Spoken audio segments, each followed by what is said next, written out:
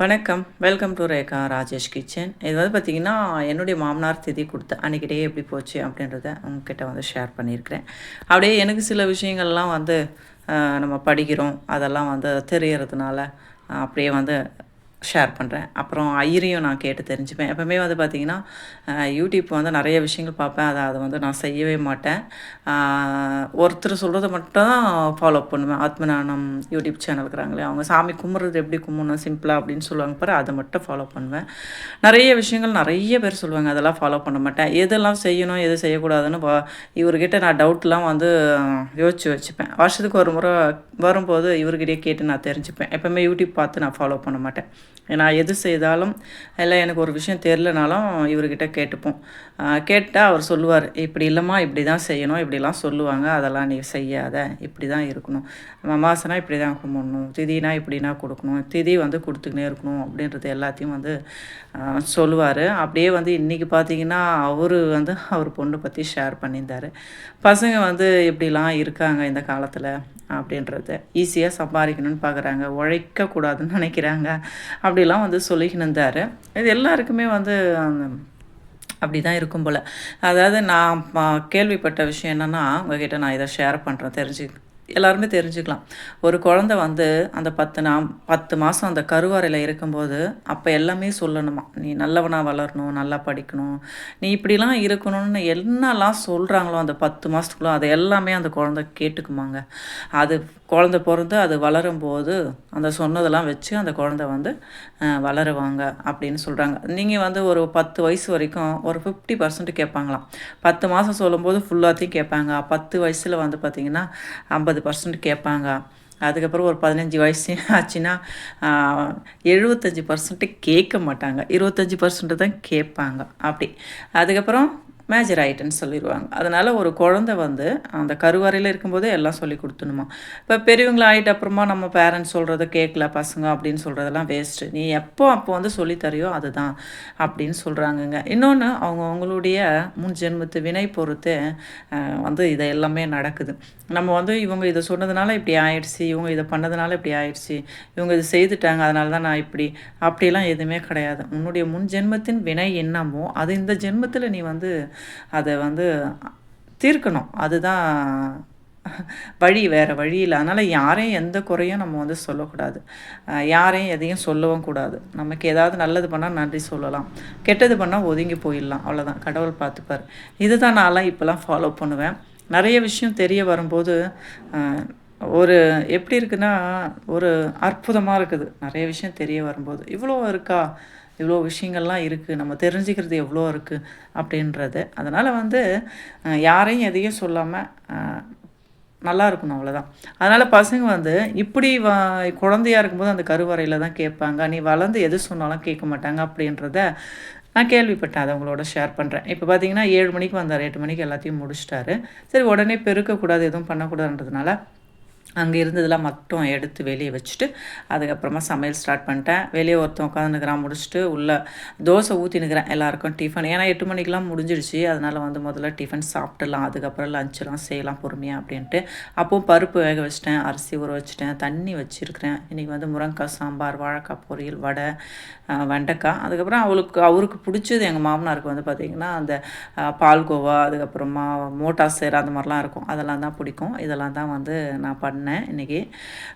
வடை மட்டும் லேட்டாக செய்துக்கலான்ட்டு சமைச்சி வச்சுட்டு, அதில் வடை மட்டும் சாமி கும்பிடும்போது முன்னாடி செய்து செய்யலாம், அப்போ சாப்பிடும்போது சூடாக இருக்குன்றதுனால அது மட்டும் வச்சுட்டு இருந்தேன். அதுதான் இப்போ செய்ய போகிறேன்.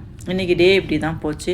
திதி கொடுக்காதவங்களாம் கண்டிப்பாக கொடுக்கலாங்க. இது வந்து பாரம்பரியமாக நம்ம செய்கிறோம், அப்படி செய்கிறவங்க தான் செய்யணும் அப்படிலாம் இல்லை. நிறைய பேர் இப்போ செய்ய ஸ்டார்ட் பண்ணாங்கன்னாங்க. ஏன்னா அவ்வளோ நல்லது திதி கொடுக்குறது. இது நாங்கள்லாம் வந்து எங்கள் வீட்டுக்கு முன்னாடிலாம் இதெல்லாம் ஃபாலோ பண்ணலை. நாங்கள் வந்து ஃபஸ்ட் டைம் நாங்கள் எடுத்து எல்லாமே ஃபாலோ பண்ணின்னு வரேன். எங்கள் வீட்டுக்காரர்கிட்ட சொல்லி இப்படிலாம் செய்யணும், இப்படிலாம் பண்ணணும் அப்படின்றது நல்லது. நம்ம தலைமுறைக்கு அடுத்த தலைமுறை நல்லா இருக்கணும் இல்லையா? அதனால் இதை தான் நான் உங்ககிட்ட வந்து ஷேர் பண்ணியிருக்கிறேன். பாருங்கள். கண்டிப்பாக இதில் நான் எனக்கு தெரிஞ்ச ஒரு விஷயத்த உங்களுக்கு ஷேர் பண்ணியிருக்கிறேன். குழந்தை வளரும்போது எந்த டைமில் சொன்னால் கேட்கும், எந்த டைமில் சொன்னால் கேட்காது அப்படின்றத நான் வந்து கேள்விப்பட்டதை உங்ககிட்ட வந்து ஷேர் பண்ணியிருக்கிறேன். ஓகேங்களா? ஓகே, நீங்களும் தெரிஞ்சுக்கங்க. நம்ம குழந்தைங்கள வந்து சொல்கிறதெல்லாம் வேஸ்ட்டு. ஓகே, அப்படியே வீடியோ கண்டினியூ ஆகுது பாருங்கள். வணக்கம். ஹலோ ஃப்ரெண்ட்ஸ், வணக்கம். Welcome to Rekha Rajesh kitchen. எல்லோரும் எப்படி இருக்கீங்க? கண்டிப்பாக எல்லோரும் நல்லா இருப்பீங்க. நாங்களும் நல்லாயிருக்கோம். இன்றைக்கி வந்து பார்த்திங்கன்னா சாட்டர்டே இன்றைக்கி வந்து பார்த்திங்கன்னா என்னுடைய மாமனார் திதி 13வது வருஷம் திதி கொடுக்குறது இது. பார்த்திங்கன்னா இன்றைக்கி சாட்டர்டே, இன்றைக்கி 13ஆம் தேதி தான் வந்தது. முன்னாடி வரும், இந்த வாட்டி ஏன்னா பின்னாடி கொடுத்துட்டாரு. ஏன்னா கிருஷ்ண ஜெயந்திக்கு முன்னாள் வரும்.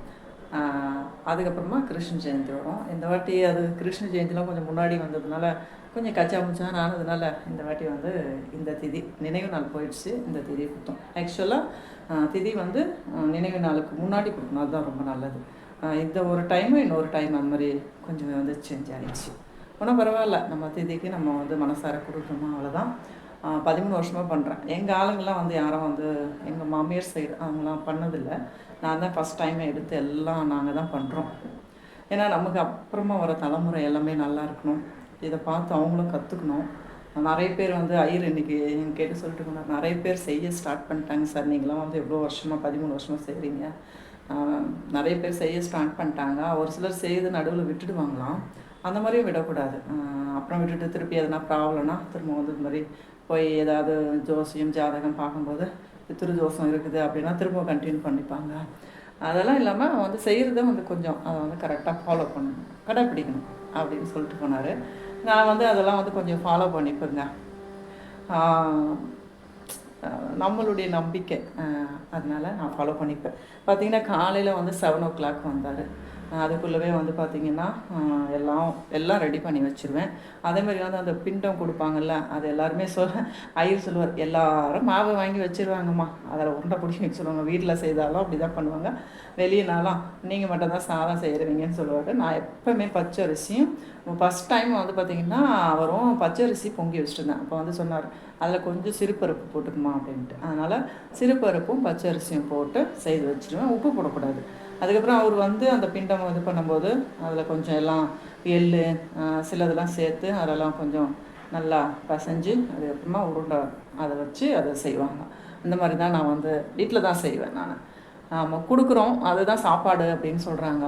அது பிரகாரம் அந்த சொல்கிற பிரகாரம் பார்த்தா அதுதான் அவங்களுக்கு ஒரு இந்த சாப்பாடு. நெக்ஸ்ட் திதி கொடுக்கும்போது நெக்ஸ்ட் நாள் சாப்பாடு அப்படிலாம் சொல்லுவாங்க.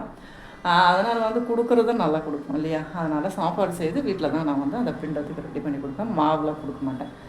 எல்லாம் 8 மணிக்கு வந்து 7 மணிக்கு வந்து 8 மணிக்கெலாம் முடிச்சுட்டு போயிட்டார். அதுக்கப்புறமா வந்து பார்த்திங்கன்னா வீடு அப்படியே தான் இருக்குது, க்ளீன் பண்ணல, கொஞ்சம் அப்படியே இருக்கட்டுன்னு விட்டுட்டேன். அதுக்கப்புறமா வந்து சமையல் வந்து பண்ண ஸ்டார்ட் பண்ணிட்டேன். அப்புறம் பார்த்தா டைம் ஆகவே இல்லை. அதனால் வந்து சரின்ட்டு வடை மட்டும் செய்கிறது கொஞ்சம் ஸ்டாப் பண்ணி கொஞ்சம் நேரம் உட்காந்து பூ வாங்கிட்டு வந்தாரா, அதை கட்டிட்டு அதை வந்து ஃப்ரிட்ஜில் வச்சுட்டு அதுக்கப்புறமா வந்து இப்போ வந்து வடை செய்ய போகிறேன். வடை செய்துட்டு சாமி கும்பிடணும். ஃபோட்டோவுக்கு மாலை வாங்கி கொடுக்க சொல்லிக்கிறேன். எங்கள் மாமனார் ஃபோட்டோ. ஆமாம், இதுதான் ஒரு பேக் சைடு கேமரா. இதுதான் ஒரு ஃபோட்டோ. இவர் வந்து இப்போ ஆர்மிலே இருந்துட்டு வந்து அதுக்கப்புறம் ரயில்வேல என் வேலை கிடச்சிது. கவர்மெண்ட் ஜாப் மனுஷன். அதனால் வந்து அதனால் அதெல்லாம் வந்து பார்த்திங்கன்னா அதெல்லாம் வந்து அது மாலை வாங்கி நான் சொல்லிட்டேன். அது வந்து கொஞ்சம் இது பண்ணிவிட்டு மாலைலாம் போட்டுட்டு நான் ஃபோட்டோலாம் எடுத்து வச்சுலாம் கும்பிட்றதில்ல. பூஜை ரூமுக்கு கீழே கும்பிட்டுடுவேன். பூஜை ரூமு வந்து ஒரு சிலர் வந்து திறந்து கும்பிட்லான்றாங்க, ஒரு சிலர் திறக்க வேணான்றாங்க, எப்படின்னு தெரியல. நான் கீழே வச்சு கும்பிட்டுருவேன், அவ்வளோதான். பூஜை ரூம் திறக்கறதில்ல, கீழே வச்சு கும்பிட்டுறது, அவ்வளோதான். ஓகேங்க. அப்படியே வந்து காலையில் வந்து பூஜை பண்ணோம்ல, அது கொஞ்சம் அந்த கிளிப்பிங்லாம் இருக்குது, அது பாருங்கள். என்ன சமைச்சிருக்கிறேன் அது பாருங்கள். ஓகே, இந்த வீடியோ பிடிச்சிருந்தா லைக் பண்ணுங்கள், ஷேர் பண்ணுங்கள், சப்ஸ்கிரைப் பண்ணுங்கள், சப்போர்ட் பண்ணுங்கள். வீடியோ வந்து மூவ் ஆகும். ஷேர் பண்ணுங்கள், எல்லோரும் நம்ம சேனலுக்கு தெரிஞ்சுப்பாங்க. சப்ஸ்கிரைப் பண்ணி வச்சுங்க, நம்ம போகிற வீடியோவும் நீங்கள் பார்க்கலாம்.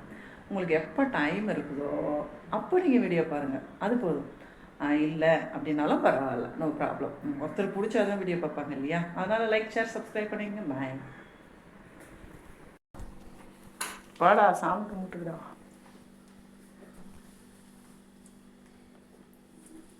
ட்ரெஸ்ஸு ஒரு மனையில் வச்சுருக்கணும், பாட்டு அப்படி வச்சுட்டேன். ஓகே, பாக்ஸில் வச்சுக்கேன்.